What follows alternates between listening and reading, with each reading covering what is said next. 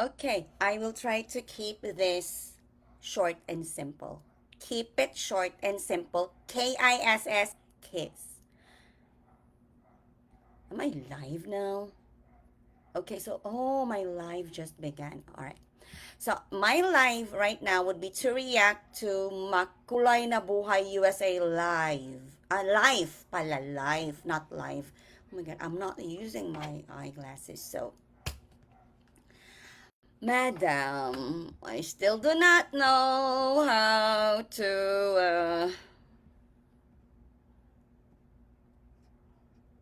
do screen sharing here, but one day I eventually will learn how to screen share here. Okay. Ma'am,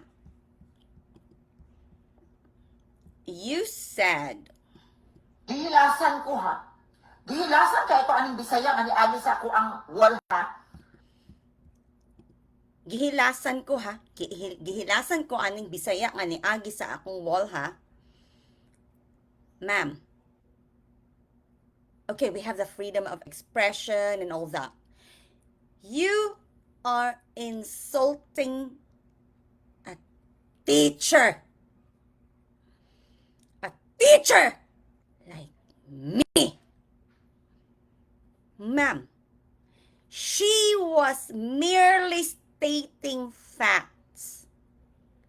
And ma'am, let me be very honest, not just to you, to everyone. I have been with an American for 2 painful, excruciatingly painful years. And let me tell you how they are. Ma'am, look at your own video. Not just that video, but the other videos as well. I used to watch you. You were okay. You were not like that. But now, are you chasing clout? I mean, a lot of you are just in it for the money. I don't react all the time, ma'am. But this time, I am reacting to how you have maligned, you have insulted my fellow teacher. Ma'am, show me statistical data. Okay? She was stating the truth. Ma'am, nang di 4 na ko, ma'am, init po na kong ulo ni mo, ma'am. Ayaw pag-ana. Nga naman ka. Respetuha, ma'am. Respetuha ang opinion sa lain. Ako, ma'am, bahalag i-bash ko, ma'am. Ako yung dipinsahan akong kapwa maestra. In Tagalog, ma'am, ano bang nangyayari sa'yo? Ako, ma'am, wala na akong pakialam kung mabash man ako o ano. Dedepensahan ko yung kapwa ko, teacher. Ma'am naman, you reacted on a simple opinion. What if that teacher also had a bad experience? Okay? Bad experience. Afam.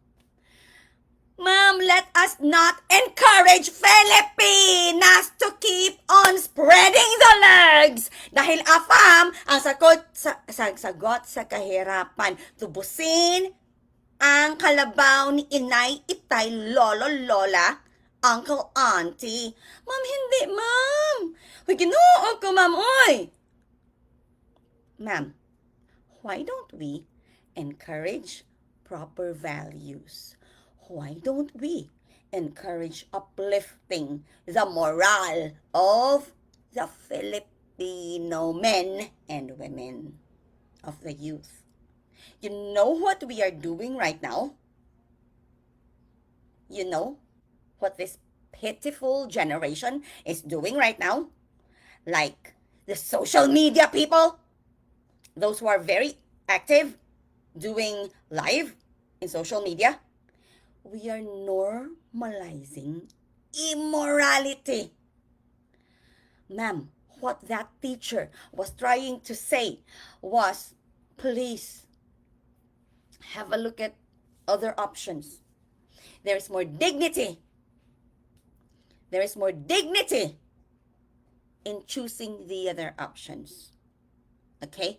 You work, you save, even if it is almost impossible given the government we have right now, given the economy we have right now. Okay? Ma'am, I want you to understand that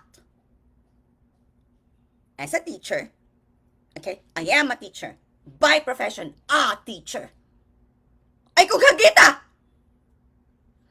I am a champion debater. O kung hagiton ko nimo. Okay, set the time and the date. We debate online live stream. Ma'am, think. Have you tried going into the different dating sites? I did for a long time. And do you actually know how much these old geezers have? Ma'am, some of them only have like $700, $800 a month of support from the US government or Canadian government, and that is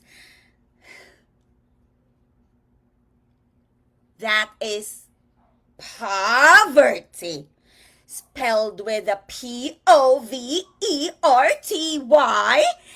capitalized, font size 150 with 3 exclamation points.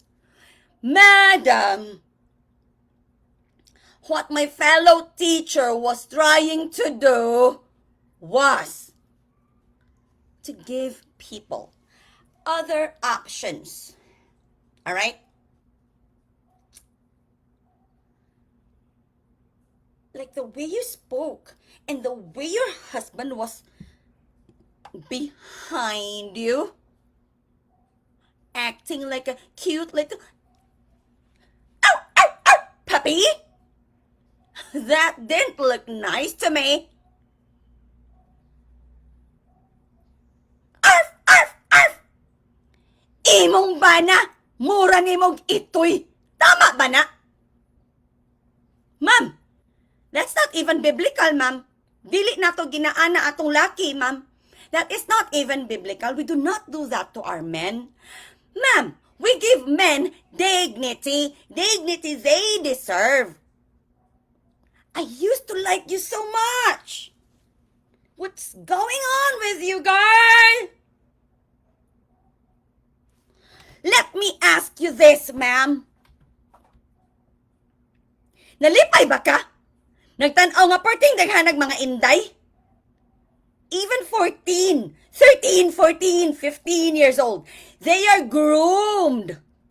Groomed. Okay? They have been touched sensually. And what's the reward? A meal. A Jollibee meal. And then a few groceries. Mauban na ang bili sa atong dignidad, dili.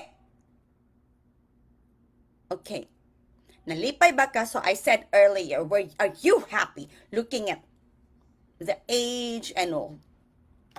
You know, like, grooming is real, ma'am. I was about 19 years old, studying in the Holy Cross of Davao College. Fortunately, that time, business was okay. I rescued one boy, one street kid. Alright? I rescued one street kid from a man who looks just as old as your husband. And that man touched the bum of the little boy. Ning matagod intaw ang bata kasi touching his bum. And I, just like my mom, who was a Girl Scout, Girl Scout patrol leader taon mi sa ko inahan, ma'am. Hagbay-hagbay po itong mga katuigan namo, ma'am. On my honor, I will do my duty to love God and my country, to help other people at all times, and to live by the Girl Scout law. Education ko, ma'am eh! Education ko! Our favorite song is from Whitney Houston. I believe the children are our future. Teach them well and let them lead the way. Show them all the beauty they possess inside. Ganyan. So I felt like I had to rescue the kid. And I did. Gihurot ko na ako kung kwarta halos, ma'am. Nagbilin ko pamasahin na lang. And then I asked my mom for, additional money. I didn't tell my mom about the touch bomb thing. Kay makuratan si mama ba niya. Gisinggitan, maguna ko tong afam. Ang mga afam na imuhang paborito kayo nga ka na. Gusto masiguro ka pang lugos ng pamagyan ng mga bata din, ma'am. Huy, ma'am, pwede pa man nagdaghan palaing mga foreign investors din hinga tinarong-tarong. Why do we need foreign investors who are not even financially literate? Okay? We do not need them because they are potential rapists! Sexual assault ang mga hitabo. And we have a lot of our kababayan, ma'am, who you know, they are so lazy. They don't like to read and write. Buyag, ma'am, no? Kung istorya ng afam, manggod is American fafam. Fafam, anak do ba? Proud kay ka. Kami man na Asian, ma'am, no? Wa man mi, afam, ma'am. Oh, tinuod na, ko'y liwat foreigner, ma'am. Kaya naman ko'y duguin chick. Kaya, ma'am, kini ha, ay mo pagkuan, ay mo pag kanang manginsulto bitaw ng mga Indiano, may mo baho, tinuod naman sila smell. It's because of their food. But they kinda learned how to use deodorant na biya, no? Like, in the DMSF area here in Davao City, nakatuon man po. They kinda learned how to use deodorant because if they don't do that, my tongue is so sharp. I really tell them in the jeepney, in the street. I tell them because when I smell them, it means they really smell bad. I do have allergic rhinitis. Ma'am, not all Indians are like that. It's like this. You listen and listen well. I will explain to you the different saviors of Asia. Ma'am, the saviors of Asia. The Chinese and the Indian economies. Pero ma'am, I do not know if I can explain this to you kay I'm not sure if you watch international news, like we can discuss this if you do watch international news, but I have been observing the Indian economy since I was pregnant with my kid. And it has been rising steadily for 20 years. 21st year this year. Because I got pregnant when I was 22. I'm 43 right now. So yeah, rising steadily. And you know why? You know why? It's not because of the culture or what. It's because of the government system. Because of the government system na they are federal, if I'm not mistaken, if I remember correctly, federal parliament, I guess. So we here in Mindanao, we want that kind of change. If Mindanao is to be free, it has to be a federal parliament meritocratic system. Hagiton ta ka, ma'am. I-explain daw ni. Bright man ka! The way you talk. Ooh, girl, you're the smartest. Ay, diya pag hinilas, ma'am. Ay, diya pag hinilas. Papa Hurley, Mama Nelly, forgive me. Forgive me, Lord. Forgive me, Lord, for doing this. Ma'am, I am appealing to your senses. Please do not do that anymore to another teacher.